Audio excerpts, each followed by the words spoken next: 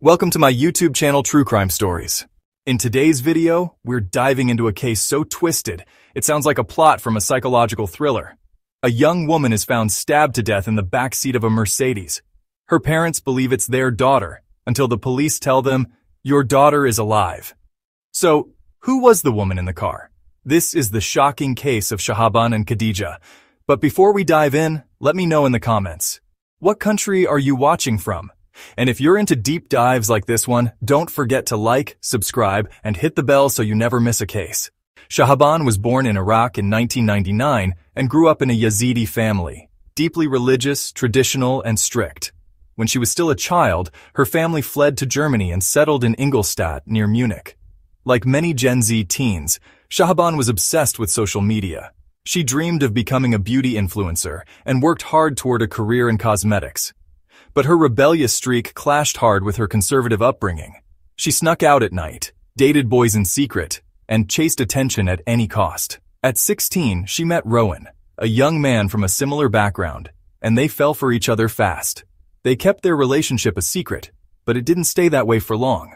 One day, Shahaban's uncle caught them kissing and flew into a rage. Instead of telling the family, he used what he saw to blackmail his niece, forcing her to do favors under threat of exposure. The pressure eventually tore Shahaban and Rowan apart, until they said, "Enough," told their families the truth, and got married. They were finally free, or so they thought. At first, life looked promising. Rowan opened a barbershop, and Shahaban became a licensed cosmetologist.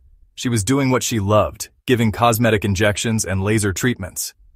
But within a year, the marriage crumbled. Shahaban's wild, defiant nature didn't change. She was volatile, jealous, and increasingly aggressive. She accused Rowan of cheating with female clients and even once attacked him by throwing cakes in a bakery. Then came the black Mercedes. The car represented freedom. And for Shahaban, freedom meant disappearing for nights without explanation, meeting other men, and eventually getting pregnant. The child wasn't Rowan's. Their fights escalated to violence. Shahaban hit him, destroyed property, and even tried to run him over. Eventually, Rowan's brother stepped in and pressured her to end the pregnancy.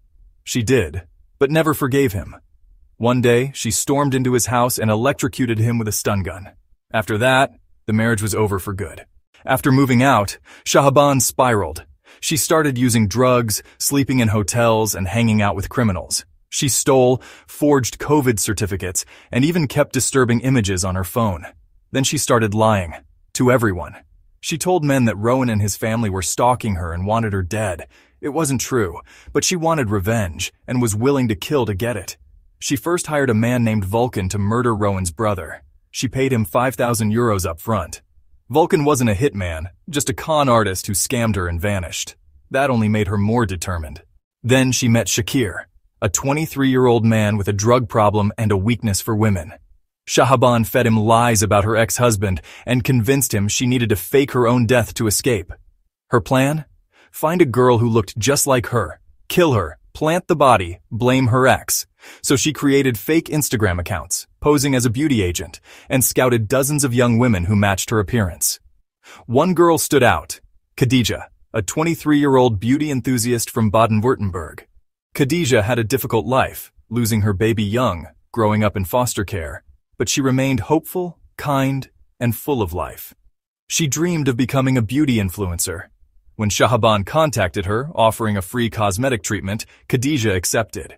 She even called the real salon owner, a famous rapper named Lon, to check the job offer. But Shahaban tried again, using a different scam. Free laser treatment. This time, Khadija said yes. On August 16, 2022, Shahaban told her parents she was meeting her ex to talk things out. Instead, she picked up Shakir, then Khadija. Khadija got into the car, thinking she was heading to a beauty appointment. At some point during the drive, they pulled into a wooded area. Shahaban stepped out to check the directions. That's when Shakir struck. He hit Khadija with brass knuckles, then stabbed her 56 times, disfiguring her face to make her unrecognizable. Then they stuffed her body into Shahaban's car, drove to a street near Rowan's home, and left it there. That night, Shahaban's parents spotted the car and found the body inside. Devastated, they called the police, believing their daughter was dead. But just one day later, witnesses reported seeing Shahaban walking around Munich, alive. A DNA test confirmed it wasn't Shahaban in the car. It was Khadija. Now the story broke wide open. On August 19th, police arrested Shahaban and Shakir at a local pizzeria. Shahaban was wearing Khadija's clothes and carrying her purse. In January 2024, the trial began. The media dubbed it the Doppelgänger Murder. The courtroom was stunned by the cruelty and absurdity of Shahaban's plan. While in jail, Shahaban assaulted other inmates. Shakir tried to hire a fellow prisoner to murder 13 witnesses. Both were convicted in December 2024 and sentenced to life in prison. Khadija's foster sisters organized a fundraiser to cover her funeral expenses. She died chasing a dream and trusting the wrong person. She was only 23 years old. Ladies, and everyone watching, let this serve as a haunting reminder. Never trust a stranger online, no matter how promising the opportunity seems. Behind the most polished profiles can hide the darkest intentions. Thank you for watching. If this case shook you as much as it shook the world, let me know in the comments. Like the video. Subscribe for more real true crime stories.